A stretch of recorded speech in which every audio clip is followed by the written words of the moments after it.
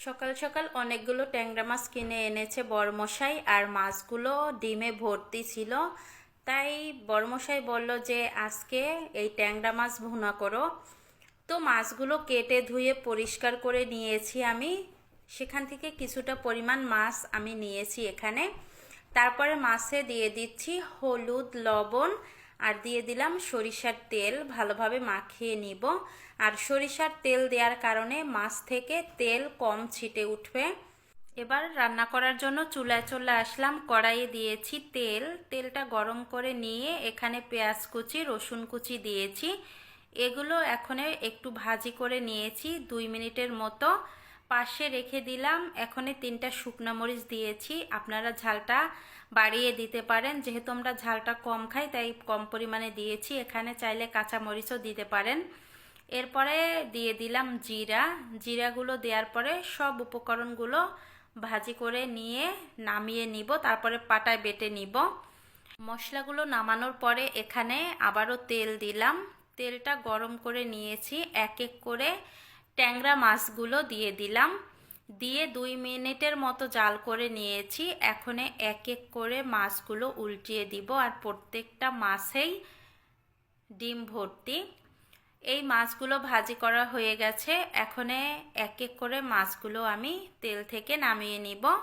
নামিয়ে বাকি যে মাছগুলো আছে সেগুলো আমি দিয়ে দিচ্ছি এক এক করে।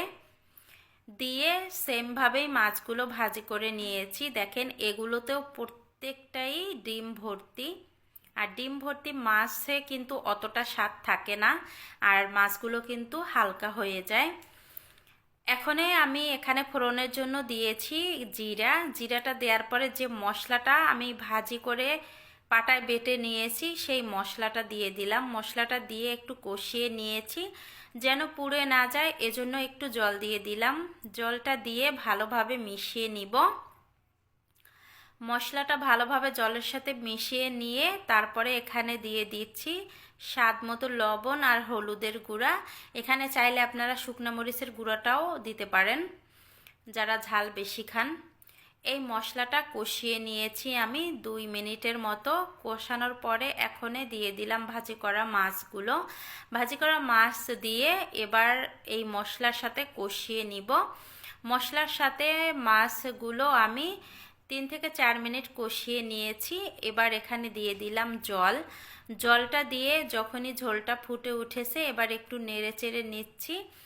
তারপরে আরও ঝোলটা শুকিয়ে নিব।